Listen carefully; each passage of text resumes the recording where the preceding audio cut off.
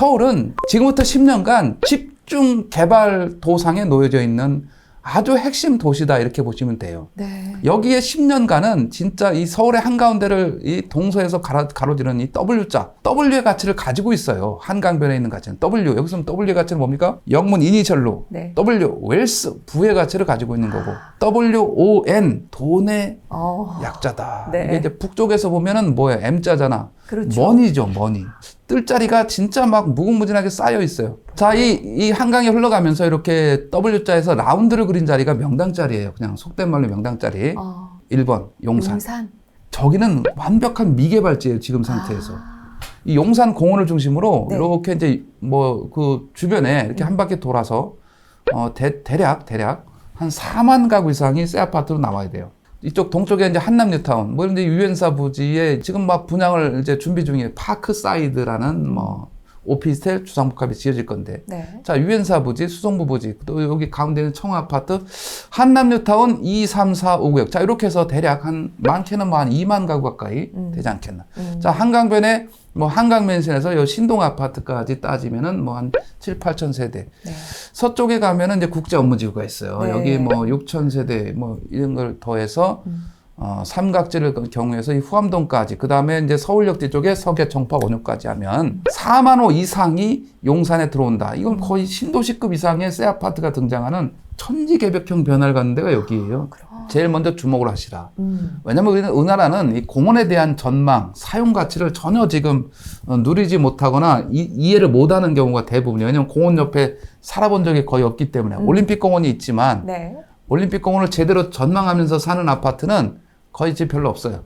물론 이제 여기 둔촌주공이 그렇게 지금 조망권을 가치를 가지면서 짓고는 있는데 네. 대단지는 이제 이게 유일, 내지는 뭐 여기 파크리오가 일부는 이제 여기 공원 조망으로 짓긴 했으나 네. 안타깝게도 도로변에 있는 아파트는 제일 작은 26평짜리를 배치해놨어요. 시끄럽다고 도로변에 26평을 배치해놨다고요. 공원 조망권을 생각 그렇죠. 못했네요. 그 정도 수준이에요. 그러니까 이거를 최대한 느낀 적이 없어서 그게 이제 여기 90만 평짜리 뉴욕의 센트럴 파크를 대체하는 가치가 여기 실현되는 거예요. 그래서 뉴욕의 센트럴 파크는 평당 3, 4억 간다는 거 아닙니까? 우리는 네. 겸손하게 절반만 잡습니다. 네. 1, 2억. 이 기대치가 이제 용산이고요. 여기에 반영될 거다로 네. 여기를 꼭 주목하셔야 됩니다. 미래 가치에 주목하라. 1번 용산, 2번은 절반 이상이 진행이 돼서 역시 뭐 부의 핵심이기 때문에 여기는 너무 비싸니까 네. 뭐 여기를 뭐 과감하게 들어가라. 이거 뭐 좀 쉽진 않지만 이제 반포입니다. 네.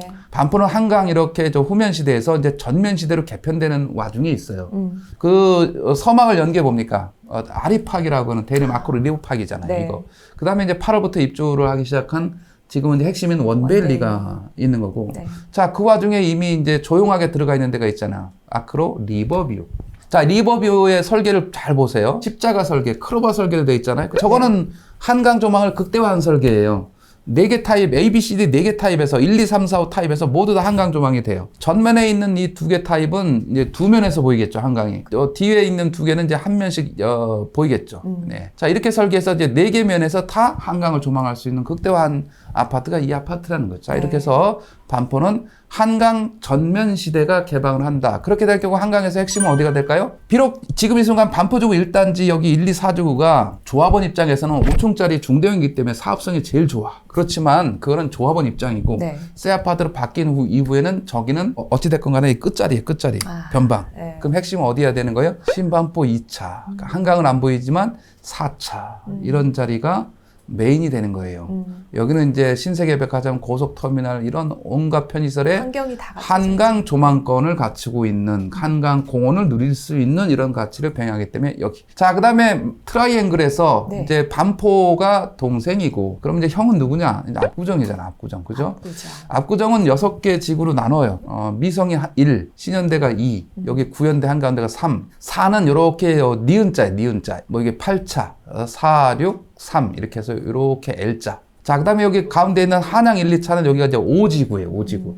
여기는 이제 중소형으로만 돼 있어요, 소형으로만. 그 다음에 이제 5, 7, 8차. 여기가 6지구예요. 지금 현재 진행은 1번 미성과 5, 7, 8차, 한양 5, 7, 8은 추진이 상태, 조합은 아직 설립되지 않은 상태고, 2, 3, 4, 5는 지금 이제 조합이 설립돼서 딱 뭐 서울시 신속통합기획을 신청한다든가 해서 속도전을 내고 있고, 이미 설계업체가 선정이 돼서 현상공모 통해서 설계업체까지 막 선정이 됐어요. 뭐 여기 신현대라든가 이라든가 이 4번 사지구 같은 경우는 이미 설계업체까지 선정이 돼서 이런 아주 조망도가 멋들어지게 나와 있다 이거죠. 자, 이게 지금 압구정이 현재 가구수가 1468가구인데 이게 뭐 가령 한 50% 늘어나서 네. 15,000가구 정도로 바뀐다고 치면은 이거는 전국의 부자들의 2세, 3세가 기한하는 명실상부한 전국의 핵심적인 아파트 단지로 변모하게 된다. 부의 대물림을 통해서든 어찌됐건 간에 여기는 전국구 부자들이 모이게 돼 있다. 용산과 반포와 압구정이 메인이라고 치게 되면 네. 자, 이제 뭔가 아쉽잖아요. 세계는 네. 늘립니다. 자, 서쪽으로 가면 여의도가 나타납니다. 네. 여의도는 지금 이제 지구단위 계획을 통해서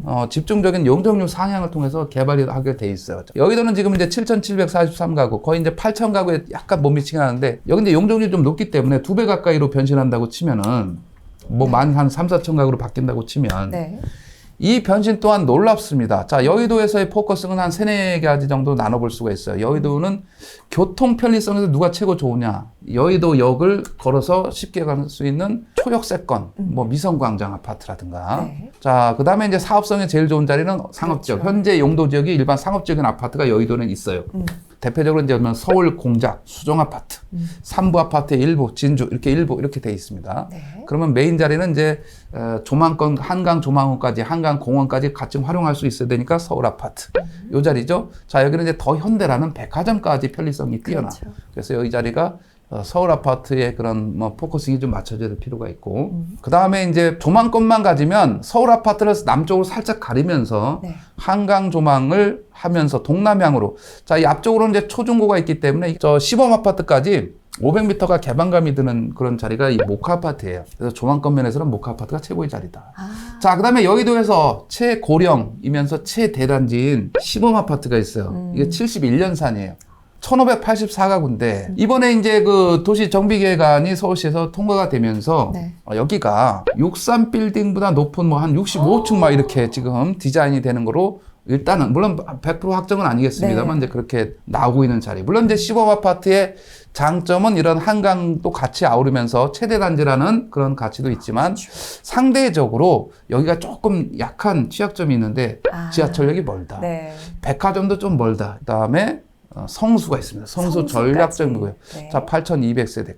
자, 이 자리가 이제 결국은 한강변에서 강변북로를 덮개를 씌우면서 이 덮개 위가 공원으로 바뀌는 그런 가치를 부여하면서 여기가 1, 2, 3, 4 지구 8,200가구가 입주하게 되는 대략 2030년 경에는 바로 건너편 이제 압구정 아닙니까? 여기가 또 부의 하나의 계보를 얻을 수 있는 그런 곳이다. 이렇게 해서 5군데가 대표적이라고 할 수가 있고 부의 계보니까 여기만 하면 뭐 그럼 저 비싼데 어떻게 사라는 얘기냐 이렇게 또 이의 제기할 수 있잖아요. 네. 그래서 대표적으로 우리가 재건축에서 하나의 획을 그어야 될 자리를 2, 3, 4개만 꼽아보면 목동입니다.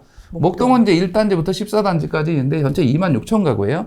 자, 여기는 용적률이 워낙 낮아서 평균 한 150% 전후이기 때문에 2배 늘어납니다. 네. 52,000가구로. 26,000가구 늘어나요. 엄청난 지역이죠. 네. 자, 그 다음에 이제 우리가 또 중산층이야, 저소득층이 많이 살면서 중소형평으로 개발된, 목동과 같은 시기에 개발된, 자, 목동 신시가지라는 표현을 썼고, 상계 신시가지라는 표현을 썼어. 80년대 중반에 개발된 상계동이죠. 상계는 상계, 중계, 하계가 있어요. 여기는 합쳐서 대략 30년 이상 된 아파트가 한 7만 호 정도. 근데 이미 중소형으로 상당수 돼 있어서 늘어나는 가구 수는 그렇게 많지 않을 수 있어요. 자, 그러면 7만 호짜리가 10만 호로 변신하게 되면 네. 이 또한 뭐 어마어마한 그런 효과가 있을 것이다. 자, 저기를 보고 있으면서 이 뚜렷하게 노란 줄로다가 그 크게 이렇게 북쪽에서 남쪽으로 내려오는 도로가 있어요. 저게 동부간선도로라는 거죠. 자, 동부간선도로가 서울시 계획에 의해서 지하화가 됩니다. 지하화가 된다는 뜻은 가운데 있는 중랑천이 어떻게 되는 거예요? 수변 공원화 된다는 뜻이 되는 거죠. 그러면 양쪽 그 중랑천변에 있는 아파트 단지의 그 쾌적한 그 가치라는 것은 두말할 나위가 없겠죠. 그 와중에 이미 이제 지하철 7호선이 있는 상태에서 네. GTX가 개통을 하게 됩니다. GTX는 이제 C노선 되겠어요. C노선.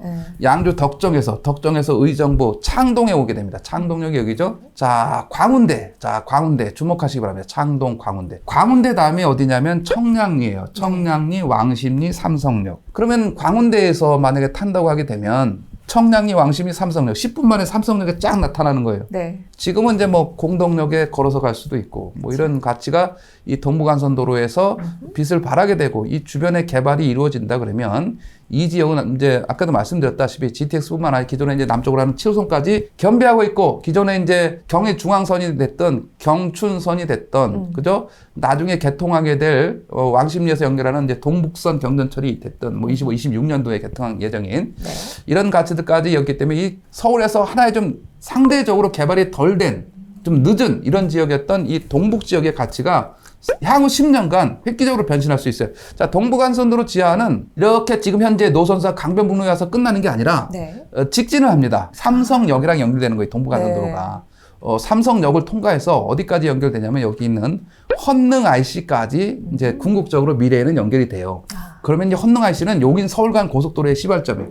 그래서 이 헌능에서 타게 되면 바로 판교쯤에 가서 경부고속도로로 환승을 할 수도 있는 이런 연결성까지 확보하게 된다. 그런 차원에서 이 동북 지역의 관심을 꼭 우리는 10년 안에 가질 필요가 있겠다라는 네. 차원에서 여기를 봐야 됩니다. 뭐 이미 개발이 다 된 것처럼 보이지만 송파와 네. 강동의 개발도 지금 이제 고덕 일대가 새 아파트로 바뀌면서 고덕 시형 1단지부터 7단지까지 해서 2만 세대가 새 아파트가 들어갔어요. 네. 근데 앞으로도 이 명일동 주변에 이제 재건축을 통해서 상당히 많은 아파트가 이제 입주할 거란 말이죠. 네. 그러면 이 고덕보다 오히려 입지가 더 좋아요. 명일동 자리가. 가깝잖아요. 예.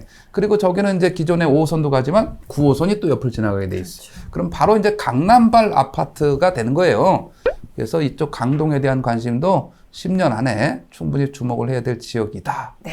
이렇게까지 한번 서울의 주요 지역들을 한번 둘러봤습니다. 네. 앞으로 10년 후를 내다봤을 때 좋은 지역들을 찝어주셨는데 이 뜨는 지역들의 공통점이라고 할까요? 특징을 한두 가지 정도만 좀 꼽아주신다면 어떤 게 있을까요? 주거 선택 기준에서 뭐가 있습니까? 교통, 교육, 주거환경, 편의시설. 네. 철도역을 통해서 이 접근성을 확실하게 개선할 수 있는 지역. 방금 이제 뭐 동북을 얘기했지만 이런 GTX 통해서 바로 삼성역 10분, 뭐 지하철 9호선을 통해서 뭐 강남 접근이 됐던 용산 같은 경우는 신사역에 와 있는 신분당선을 통해서 바로 강남과의 어디든 바둑판 모양으로 10분대 연결. 그렇죠. 이런 두루두루 지하철 접근성을 통해서 어디를 가든 연결성이 확보된 이런 가치. 그다음에 대단히 새 아파트가 들어오면 이제 또 교육을 걱정하는 분들이 간혹가다 있어요. 그렇죠. 자, 용산 지금 교육 어떻게 해야 돼? 그걸 왜 걱정합니까? 4만 가구 새 아파트가 들어오면 제일 먼저 뭐가 들어오겠어요? 학원이 들어오려고 난리가 날 거 아닙니까? 네. 왜 걱정합니까? 그거를. 그런 차원에서 우리는 시각을 달리해서 서울에 집중하라. 자, 서울에 집중하는데 이 3기 신도시가 서울 주변에 다 포진돼 있단 말이죠. 자, 3기 신도시가 우리가 생각하는 1기, 2기 신도시보다 물론 이제 뭐 한두 개를 제외하면 워낙 입지 접근성이 탁월한 지역이 많아요. 그래서 대략 위치를 한번 꼽아볼까요? 네. 자, 1차적으로 지정된 데가 이 고양 창릉이 바로 이 자리예요. 고양 창릉이 여기에 딱 포진하니까 고양 창릉은 이제 당장 내년 6월 달이면 GTX A 노선에 여기 생길 수 있는 자리예요. 네. 그만큼 삼성까지도 10분이면 갈 수 있는 거예요. 자, 고양 창릉에서 연신내 서울역, 삼성역 이렇게 되는 거죠. 자, 네. 이 어마어마한 자리예요. 이 자리가. 그래서 충분히 우리가 관심을 가질 필요가 있는 거고. 자, 그다음에 남양주 왕숙. 왕숙은 1, 2지구로 나누게 되는데 자, 네. 왕숙 1은 요 자리입니다. 자, 요 파란색 요 철도가 지나가잖아요. 요게 이제 경춘선 역 하나 만들면 되는 거예요. 당장 네. 우선 당장은 용산까지 오는 거죠. 어찌 됐건 오잖아요. 네. 자, 여기가 왕숙 1지구. 자, 여기가 왕숙이지고 여기는 이제 양정지구라고 해서 남양주시 자체 도시개발 사업을 하는 거예요. 네. 그렇게 되면 여기 왕숙 1, 2가 있는데 여기는 이제 향후에는 지하철 9호선이 지금 이제 고덕을 거쳐서 뭐 하남 미사를 거쳐가지고 이렇게 왕숙 2, 왕숙 1로 갑니다. 왕숙 1로 가서 여기 북쪽에 보면 이 파란색 또 전철이 있는데 이거는 지하철 4호선 진접선이라고 해서 당곡에서 진접까지 연결한 거예요. 여기 이제 진접 2지구 바로 밑에 이 자리에 풍양역이라고 연결을 하게 돼요. 그럼 이제 진접 사람들도 자동적으로 왕숙 1지구랑 붙어요. 자, 그래서 이걸 연결시장에서 해석을 하면 될 것 같고 9호선까지 가면 바로 이제 강남발 직행이 되는 거란 말이죠. 그리고 이제 왕숙 1 요 자리에 GTX가 B노선 역이 생긴단 말이에요. 왕숙역이 생기는 자리예요. 네. 그래서 아주 나름대로는 충분히 우리가 활용할 만한 가치가 있는 노선이 되겠다. 네. 그 와중에 당장 내년 6월에 왕숙 신도시는 아니지만 지금 이제 지하철 암사역에서 8호선 별내선이 연장 개통을 하게 돼 있어요. 구리로 넘어갑니다. 구리로 가서 요 다산 신도시 진건지구 거쳐서 별내역까지 향후에는 이제 별가람이라 그래서 요 위에 북쪽에 진접선 4호선까지 연장을 시키게 됩니다. 그렇게 되면 이제 별내에서부터 다산 신도시 이 사람들이 구리에 있는 사람들이 바로 내년 당장 6월이 되면 얼마 안 남았죠? 강남으로 직결성을 갖게 됩니다. 20-30분 안에 강남으로 쫙 올 수 있는 이런 가치를 가져서 사실상 구리시 같은 경우는 서울시 26번째 구가 된다. 자, 그 다음에 선호도 1순위가 있어요. 1순위. 네. 어디입니까? 하남 교산입니다. 교산 자리는 요 자리입니다. 그래서 여기가 이제 개발이 되면 원래는 이제 지하철 3호선 5급역에서 하남 가밀지구에 한번 서고 교산까지 뭐 하나, 두 번, 세 번 서고 하남 시청에 연결하는 거예요. 하남 시청에는 이제 5호선이 가 있단 말이죠. 네. 이제 3호선이 안 된다 그러면 5호선을 먼저 좀 이용하면 되는 이런 입지적인 장점을 가지고 있고, 그 다음에 또 요 자리가 있습니다. 여기 가운데 요 경인고속도로라 해서 이렇게 가운데 쭉 길쭉하게 있는 광명 시흥 신도시 7만 가구짜리입니다. 아주 입지가 괜찮죠? 네. 자, 그 다음에 이제 최접근한 마지막으로 할 수 있는데, 이렇게 니은자로. 자, 인천 계양, 부천 대장. 요 김포공항 활주로 바로 옆에 있어요. 여기가 이제 인천 계양 17,000가구, 부천 대장 2만 가구, 두 개 합쳐서 37,000가구짜리가 여기 있다.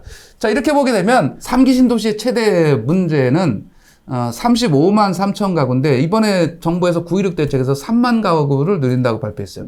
근데 저의 주장은 여기를 3만 가구 늘리는 거는 이건 기대 이하. 아주 저는 실망이 큽니다. 여기를 25만 호 정도로 늘려서 60만 호 정도 수준으로 확대해서 공급하라. 2기 신도시가 61만 호예요. 네. 2기 2기 신도시급 정도의 규모는 만들어줘야지 향후의 수요를 충분히 감당하고 남지는 않습니다. 그래도 남지는 않는데 그렇게 공급을 하라. 자, 25만 원 늘리는 것을 최소 15만 원은 청년층에게 할당하라. 이거는 결국은 아까 얘기했대로 주거안정 출산 대책이다. 그렇죠. 여기에 이제 반값 아파트를 공급하던 분양가 시세 70%에 받아서 나중에 70%는 갖고 30%는 LH로 귀속되는 나름대로 이용하면 괜찮은 거죠. 네. 이런 나눔형으로 해서 저가의 아파트를 공급하던 그렇게 아주 권장하는 유형은 아니지만 토지 임대부가 됐던 어찌됐건 이런 식의 반값 아파트를 통해서 이 젊은 층에게 주거 안정을 기할 수 있는 15만 원. 기존에 이제 또 확보된 게 있을 테니까 한 20만 원 정도를 젊은 층에게 부여하는 거 아닙니까? 이러면 여기는 충분히 방법론적으로도 가능해요. 뭐냐면 공원 녹지가 지나치게 많이 책정이 돼 있어요. 34%. 1기 신도시는 19%밖에 안 되거든요. 네. 좀 줄여서 공원 좀 줄여서 그럼요. 아파트 좀 넣고 자, 자조경지가 무려 13.8%. 와, 놀랄 일이죠. 2기 신도시는 자조경지가 4.7%밖에 안 돼요. 5%도 안 되니까 네. 여기서 한 8% 정도는 주택경지로 전환하면 돼요. 주택경지 비율이 신도시 개발하는데 24.4%밖에 안 돼요. 이건 있어서는 안 되는 오류를 범하고 있는 거예요. 네. 아니, 신도시를 만들었는데 주택을 겨우 4분의 1밖에 안 되는 땅만 주택을 짓겠다는 게 이게 무슨 도시계획입니까? 자, 그리고 가장 중요한 게 있어요. 쾌적한 주거 환경을 만든다는 명분하에 3기 신도시 용적률을 196% 이 정도에 불과하다는 거죠. 네. 자, 서울에서 아파트 지을 때 용적률 300% 주잖아요, 기본이. 196%는 15층, 20층 짓겠다는 거예요. 그 아까운 땅을 수십조의 토지 보상을 받아서 겨우 15층, 20층짜리 짓고 지금 말겠다는 것은 국토 낭비예요, 국토 낭비. 네. 기본 300%만 올려도, 자, 기존의 세대수의 반 이상이 늘어나잖아요. 자, 그러면 30층, 35층 지어야죠. 네. 왜 지을 수 있느냐? 방금 얘기했던 철도, 도로, 기반시설이 완벽하고 서울에 접해 있기 때문에 이만큼 접근성이 좋은 자리가 없어요. 앞으로 그런 추가적인 땅을 확보하기도 쉽지도 않을 뿐만 아니라 그래서 여기는 충분히 방법론적으로도 가능하다. 그리고 그게 가장 빠르고 쉬운 길이라는 거예요. 그거는 변경하는데 한 3개월도 안 걸려. 그러면 우리가 5, 6년 후에 입주한다고 치면 2, 3년 후에 분양할 거 아니에요. 자, 2, 3년 후에 제가 공백기가 온다 그랬잖아요. 네. 그러면 2, 3년 후에 분양을 한다고 쳐봐요. 그러면 25만 원가 늘어난 60만 원 정도가 물론 사전청약에서 또 미리 또 소진했지만 어찌됐건 60만 호 분양한다 잃어버리면 2, 3년에 분양한다면 구태여 공급 공백기를 하더라도 심리적으로 안정이 되면서 청약을 해야지 집을 구태여 지금 살 필요 없지 않겠냐 이런 안정 효과가 충분히 반영될 수 있는 거란 말이죠. 그래서 이거는 반드시 국가에 아주 중차대한 일이에요. 반드시 이거는 개선을 해야 돼요. 쾌적한 주거 환경이 100% 다가 아니잖아요. 누굴 위해서 당첨자 몇 명을 위해서 우리가 저런 어마어마한 국토를 낭비할 이유가 없지 않습니까? 우리는 이 3기 신도시를 지금 이 시점이 아니면 저런 공급 확대를 하기도 어렵습니다. 이미 시작을 해버리면. 공급 공백기를 돌파하는 절묘한 방법론을 지금 얘기하고 있는 거예요. 이 수혜는 오로지 청년층에게 또 돌아가면서 시장 안정, 주거 안정 대책, 궁극적으로 출산 대책, 궁극적으로 공급을 확대해야만이 주택시장 안정을 기할 수 있고 가격을 떨어뜨릴 수 있는 거란 말이죠. 공급을 늘리는데 가격이 어떻게 올라가겠어요. 그러니까 그렇죠. 궁극적으로 공급을 늘려야 돼요. 그러니까 공급하자 그러면 꼭 무슨 뭐 건설회사 편이냐 이렇게 얘기하는 분들이 간혹가다 있어요. 결국 무주택자가 공급이 늘어서 가격한테는 자기한테 좋은 건데 공급 늘리면 뭐라고 막 얘기하는 분들이 있어요. 안타깝습니다. 단편적으로 보시는 거죠, 상황을. 그렇습니다. 그리고 뭐 3년 후에 공급 부족을 왜 지금 걱정하냐고 하는 분들도 간혹가다 있어요. 그러면 3년 후에 어디 이민 갈까? 우리나라 안 살 거예요? 자, 정책은 바뀌고 할지언정 우리 국민은 3년 후, 10년 후 현자리에 그대로다라는 차원에서 국민의 그런 수요를 보고 공급 정책을 펼쳐야 된다라는 차원에서 우리는 반드시 이 시점에서 3기 신도시 공급 확대는 절대절명의 그런 위기를 돌파하는 비책으로서 준비를 해야 되겠다 말씀드립니다. 전체적인 부분을 서울부터 시작해서 3기 신도시까지 한번 쭉 짚어주셨는데요. 교수님, 이렇게 교수님처럼 분석을 하려면 어떻게 얼마나 공부를 해야 되는 건가요? 저는 20년간 이 시장에 머무른 사람이죠. 꾸준하게 단연간 그 데이터를 누적해왔기 때문에. 네. 부동산 상황이 이렇게 바뀌면서 그냥 일반 시중에서 얘기하는 뭐 인구 감소, 수요 감소, 가격 하락 이런 논리는 진짜 안타깝습니다. 그건 2008년부터 제가 폐기해야 된다고 그랬어요. 그거는 지방과 농어촌의 문제지 서울 수도권에 땅덩어리는 8분의 1밖에 안 되는데 인구가 2분의 1이 몰려 사는 이 수도권에다 대고 맨날 인구 감소된다고 얘기해봤자 감소 안 해요. 계속 늘어나고 있어요. 자, 고령화되면서 과연 뭐 수도권, 서울 여길 떠날까요? 대다수는 안 갑니다. 나고 자란 곳에 또 계시죠. 왜냐하면 자기 고령화돼 나이가 드는 때 새로운 지역에 가서 적응하는 거는 굉장히 어려워. 자칫하면 속된 말로 이제 왕따가 될 수도 있고 부적응에 큰 문제가 있어요. 그래서 옛말에 그런 말도 있잖아요. 똥개가 자기 앞마당에서는 절반은 먹고 간다. 그래서 여기를 안 떠나려고 해요. 그래서 고령화로 인한 이런 분산이 아니라 고령화로 인한 도심 집중이 오히려 더 강화된다고 생각하시면 돼. 고령화되면서 지하철 타야 되고 쇼핑 가야 되고 결정적으로 병원 가까이 있어야 되거든요. 병원. 거기에 이제 금상첨화가 공원이 있어야 되는 거예요. 그래서 용산공원 얘기하는 거고 올림픽공원 얘기하는 거예요.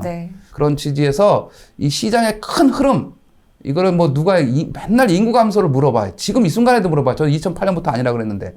아닙니다. 아닙니다. 그거는 지방과 농어촌의 문제입니다. 그래서 이런 방향성에 대한 거를 반드시 도심 집중화 현상에 부합하는 그런 대응 방법을 우리가 지금 취해야 됩니다.